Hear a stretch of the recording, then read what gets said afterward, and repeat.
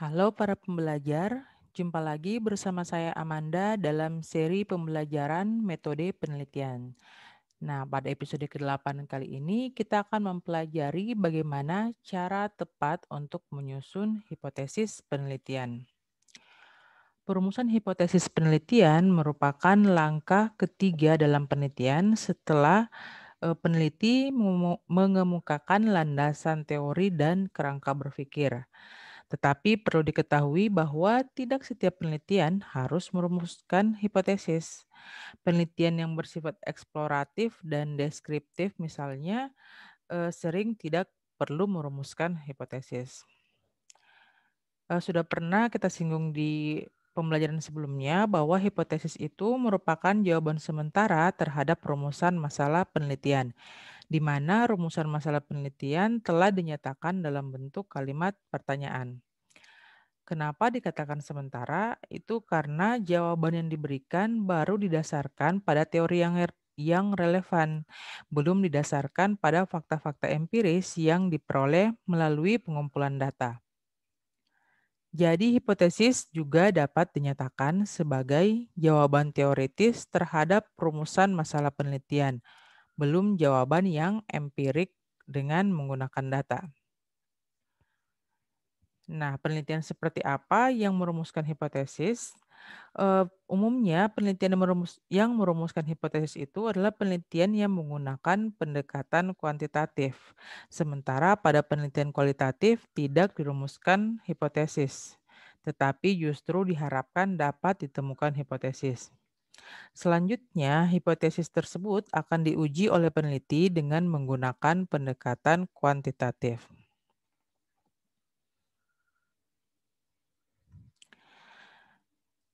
Dalam hal ini, kita perlu membedakan pengertian antara hipotesis penelitian dan hipotesis statistik, ya.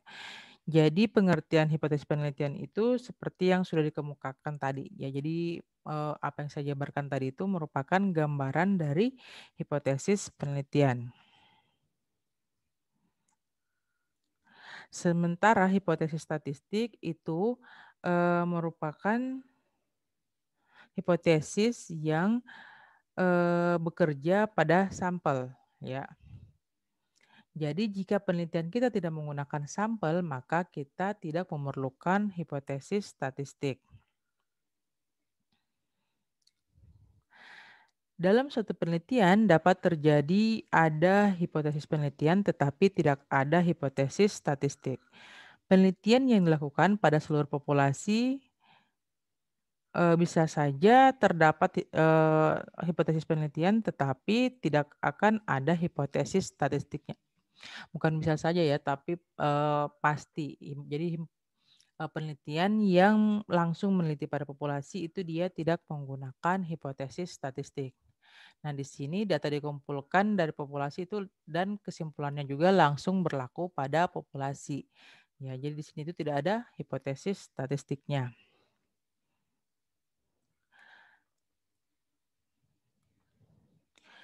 Nah, hipotesis yang akan diuji dalam suatu penelitian itu disebut dengan hipotesis kerja. Nah, sementara lawannya itu dinamakan dengan hipotesis nol atau hipotesis nihil. Hipotesis kerja itu disusun berdasarkan atas teori yang dipandang handal, sedangkan hipotesis nol dirumuskan karena teori yang digunakan masih diragukan kehandalannya. Contoh-contoh hipotesis penelitian eee, yang berasal dari penelitian yang meneliti langsung pada populasi diantaranya adalah yang pertama itu kemampuan bahasa Inggris siswa SMA di Kendari rendah, ya. Ini contoh dari hipotesis yang deskriptif. Terus tidak terdapat perbedaan prestasi belajar antara sekolah negeri dan swasta. Ini dia komparatif. Yang terakhir ada hubungan positif antara pemahaman literasi dan kemampuan menyerap pelajaran mahasiswa. Ya, ini untuk contoh hipotesis yang asosiatif. Nah, bagaimana perbedaannya dengan hipotesis pada penelitian yang menggunakan sampel? Kita akan lihat di contoh selanjutnya.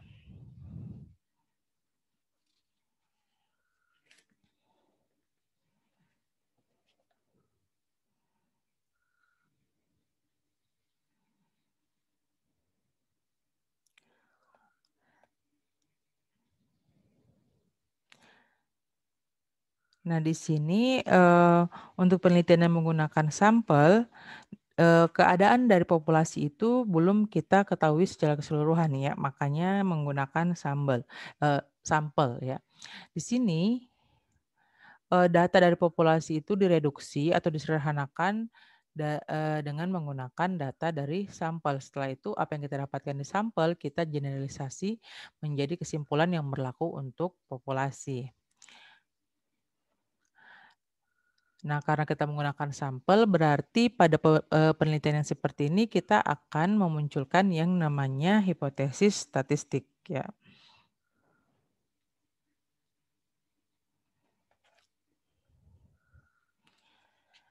Nah, dugaan apakah data sampel itu dapat diberlakukan ke populasi atau tidak, itulah yang disebut dengan hipotesis statistik.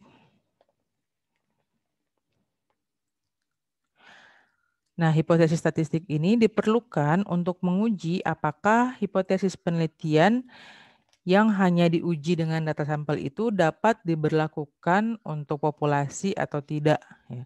Nah, dalam pembuktian ini akan muncul istilah signifikansi.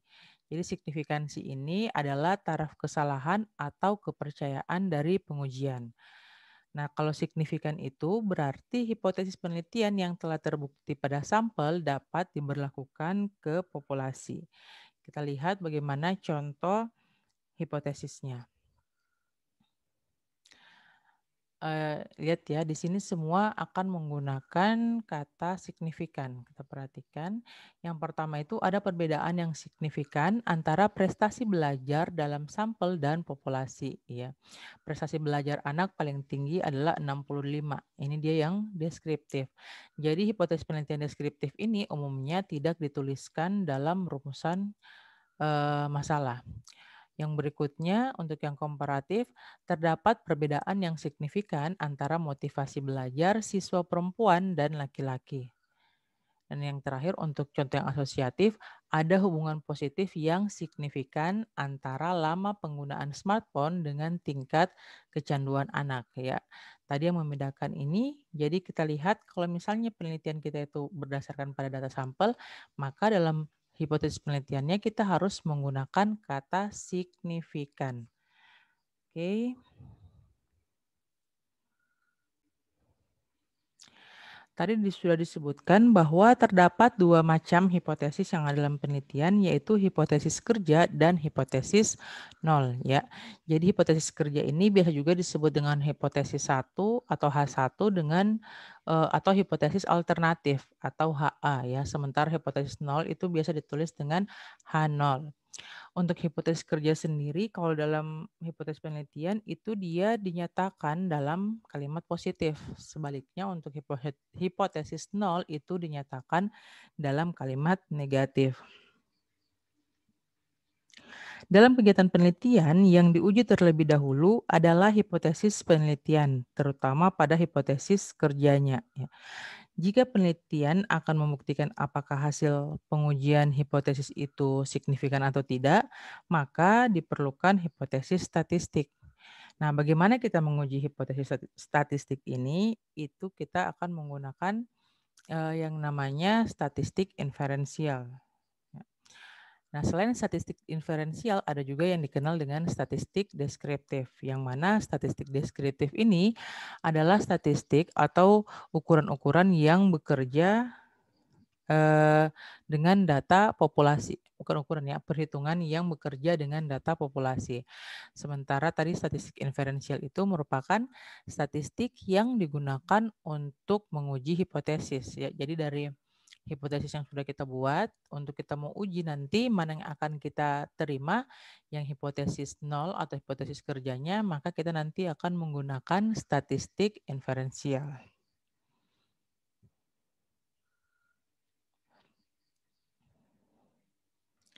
Jadi dalam hipotesis statistik itu nanti yang diuji adalah hipotesis nol atau hipotesis yang menyatakan tidak ada perbedaan antara data sampel dan data populasi ya. Di sini karena yang kita uji adalah hipotesis nol, Kenapa? Itu karena peneliti tidak berharap ada perbedaan antara sampel dan populasi, ya, atau ada perbedaan antara statistik dan parameter. Nah, statistik itu apa? Jadi statistik itu adalah ukuran-ukuran yang berkenaan dengan sampel, sementara parameter itu adalah ukuran-ukuran yang berkenaan dengan populasi, ya. Selanjutnya kita akan membahas tentang bentuk-bentuk hipotesis, ya. Jadi bentuk-bentuk hipotesis ini dia itu berhubungan langsung dengan bentuk-bentuk rumusan masalah yang sudah kita bahas pada episode sebelumnya, ya. Jadi seperti dengan rumusan masalah, hipotesis juga itu ada yang berupa hipotesis deskriptif, terus ada yang berupa hipotesis komparatif atau yang membandingkan, dan ada hipotesis asosiatif atau yang melihat hubungan. Nah, di sini contoh untuk hipotesis deskriptif, kalau kita punya rumusan masalah deskriptif, di sini ada dua, ya. Yang pertama itu berapa lama daya tahan berdiri karyawan toko lulusan SMK. Kalau ini rumusan masalah deskriptifnya, kita bisa buat hipotesis penelitiannya yang untuk hipotesis 0 itu adalah daya tahan karyawan toko lulusan SMK sama dengan 6 jam per hari. Sementara alternatifnya berarti yang berlawanan, ya, dengan ini berarti daya tahan karyawan toko lulusan SMK itu tidak sama dengan 6 jam per hari, ya. Di sini tidak sama dengan 6 artinya bisa saja lebih besar dari 6 atau lebih kecil dari 6. Nah, kalau ada yang bertanya dari mana kita dapatkan pernyataan 6 jam per hari ini? Jadi untuk rumusan masalah deskriptif ini bisa kita dapatkan dengan, ya, untuk menuliskan hipotesisnya kita bisa dapatkan datanya itu dengan melakukan observasi awal, ya. Jadi observasi awal atau data awal. Nah, sementara untuk penulisan hipotesis statistiknya kita bisa lihat untuk H0 itu dituliskan mu sama dengan 6 jam per hari. Sementara HA-nya mu tidak sama dengan 6 jam per hari. Yang mana mu ini menyatakan daya tahan karyawan toko lulusan SMK. Untuk contoh yang kedua, itu rumusan masalahnya seberapa semangat mahasiswa perguruan tinggi negeri, ya. Di sini untuk hipotesis nolnya, semangat belajar mahasiswa perguruan tinggi negeri paling banyak 75% dari kriteria ideal yang ditetapkan. Ingat, kata paling banyak itu artinya dia itu lebih kecil atau sama dengan 75%. Kalau pernyataannya paling sedikit, berarti dia lebih besar atau sama dengan. Nah, dari sini hipotesis alternatifnya berarti semangat belajar mahasiswa perguruan tinggi negeri lebih dari 75%, ya, merupakan lawan atau kebalikan dari kurang dari sama dengan tadi. Kita lihat hipotesis statistiknya untuk H0 itu Rho kurang dari sama dengan 75%, sementara hipotesis alternatifnya atau HA itu Rho lebih dari 75%, ya. Ingat sekali lagi hipotesis alternatif selalu menjadi lawan dari hipotesis 0. Ya, jadi kalau hipotesis nolnya kurang dari sama dengan berarti alternatifnya menjadi lebih dari. Sebaliknya kalau lebih dari sama dengan berarti alternatifnya menjadi kurang dari. Selanjutnya kita lihat contoh untuk hipotesis yang komparatif. Di sini rumusan masalahnya, bagaimanakah prestasi belajar mahasiswa perguruan tinggi X jika dibandingkan dengan perguruan tinggi Y? Kita lihat perbandingan hipotesis penelitiannya, ya. Nah, di sini ada beberapa jenis hipotesis komparatif yang bisa kita ajukan untuk menjawab rumusan masalah yang tadi. Yang pertama itu dia menggunakan tanda sama dengan, ya. Jadi tidak terdapat perbedaan prestasi belajar mahasiswa perguruan tinggi X dengan perguruan tinggi Y. Atau bisa juga kita tuliskan terdapat persamaan prestasi belajar antara mahasiswa perguruan tinggi X dan perguruan tinggi Y. Karena hipotesis nolnya itu dia mengatakan sama atau tidak ada perbedaan, berarti alternatifnya ada perbedaan. Jadi bisa kita katakan prestasi belajar mahasiswa perguruan tinggi X tidak sama dengan perguruan tinggi Y. Jadi tidak sama dengan itu berarti dia bisa lebih besar atau lebih kecil, ya. Kita lihat hipotesis statistiknya. Kalau mu1 itu kita anggap sebagai rata-rata populasi untuk prestasi belajar dari perguruan tinggi X, sementara mu2 untuk perguruan tinggi Y, kita bisa tuliskan hipotesis statistiknya seperti ini ya. H0-nya itu mu1 sama dengan mu2, sementara HA-nya mu1 tidak sama dengan mu2. Untuk model yang kedua itu H0-nya itu prestasi belajar mahasiswa perguruan tinggi X lebih besar atau sama dengan perguruan tinggi Y. Ya, berarti tadi lebih besar sama dengan alternatifnya berarti lawannya kurang dari ya, menjadi prestasi belajar mahasiswa perguruan tinggi X lebih kecil daripada perguruan tinggi Y. Kita bisa lihat H0-nya itu mu1 lebih besar sama dengan mu2 dan HA-nya mu1 kurang dari mu2. Alternatif yang ketiga atau rumusan yang ketiganya itu kita menggunakan tanda yang kurang dari sama dengan untuk H0-nya. Itu berarti alternatifnya menjadi mu1 lebih besar dari mu2. Kita lanjut ke contoh untuk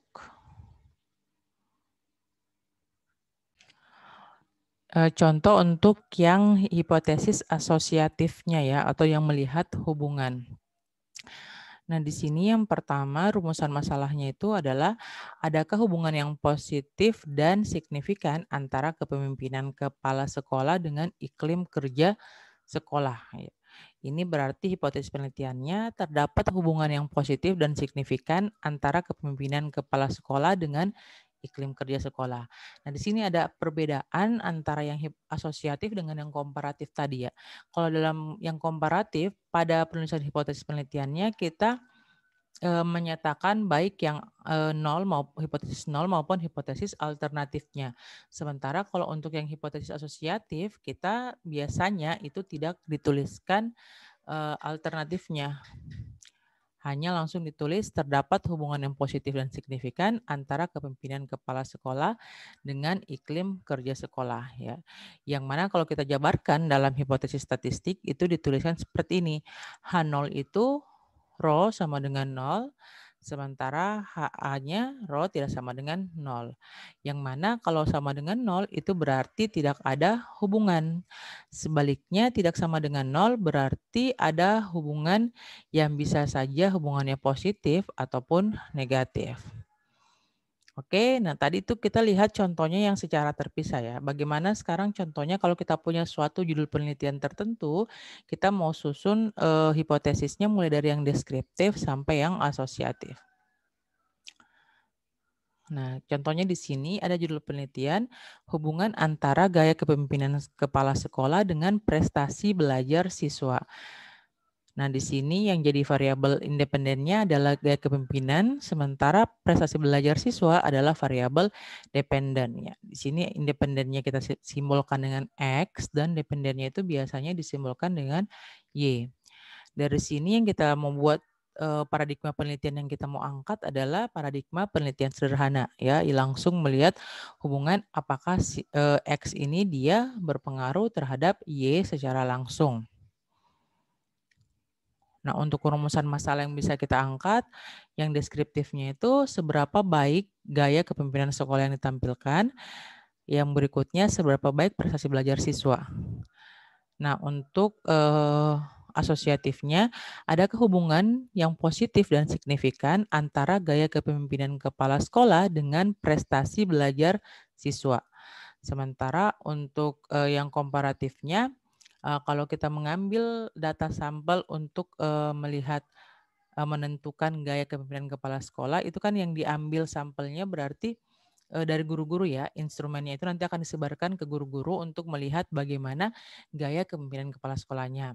Nah, kita bisa buat rumusan masalah perbandingan dengan membandingkan sampel di golongan guru tersebut. Jadi kita bisa bagi misalnya golongan guru itu ada yang golongan 3 dan ada yang golongan 4. Dari sini kita bisa adakan rumusan masalah komparatif yang berbunyi, adakah perbedaan persepsi antara guru golongan 3 dan golongan 4 tentang atau terhadap gaya kepemimpinan kepala sekolah. Nah, dari rumusan masalah yang sudah kita buat tadi, kita bisa menuliskan hipotesisnya. Yang pertama, untuk yang deskriptif itu gaya kepemimpinan yang ditampilkan kepala sekolah itu kurang baik dan nilainya paling tinggi 60% dari kriteria yang dihadapkan. Yang berikutnya, prestasi belajar siswa kurang memuaskan dan nilainya paling tinggi 65. Ya, jadi sekali lagi ini datanya didapat dari observasi langsung ya terhadap sampel yang diteliti. Yang berikutnya, yang untuk yang asosiatif, rumus hipotesisnya menjadi terdapat hubungan yang positif dan signifikan ya. Signifikan antara gaya kepemimpinan kepala sekolah dengan prestasi belajar siswa. Ini artinya apa? Artinya yang kita harapkan nanti itu dari hipotesis ini semakin baik gaya kepemimpinan kepala sekolah, maka prestasi siswa juga semakin baik atau semakin meningkat gaya kepemimpinan kepala sekolah, maka prestasi belajar siswa juga semakin meningkat. Dan yang terakhir untuk yang komparatif, terdapat perbedaan persepsi antara guru golongan 3 dan golongan 4 terhadap gaya kepemimpinan kepala sekolah. Oke, nah dari penjabaran serta contoh-contoh yang telah saya berikan terkait hipotesis, kita bisa mengambil beberapa kesimpulan terkait bagaimana itu karakteristik hipotesis yang baik. Yang pertama, dia itu hipotesisnya itu harus merupakan dugaan terhadap keadaan variabel mandiri, perbandingan keadaan variabel pada berbagai sampel, dan merupakan dugaan tentang hubungan antara dua variabel atau lebih ya. Jadi sekali lagi di sini biasanya pada penelitian itu hipotesis deskriptif jarang untuk dirumuskan ya. Yang berikutnya hipotesis itu harus dapat dinyatakan bukan dapat dinyatakan, tapi dinyatakan dalam kalimat yang jelas ya atau tidak ada kalimat yang ambigu sehingga tidak menimbulkan berbagai penafsiran. Dan yang terakhir, dapat diuji dengan data yang dikumpulkan dengan menggunakan metode-metode yang ilmiah. Ya, jadi kalau misalnya hipotesis yang diterima tapi tidak diuji dengan data dan tidak menggunakan metode-metode yang ilmiah itu tidak bisa diterima. Ya, jadi seperti itu.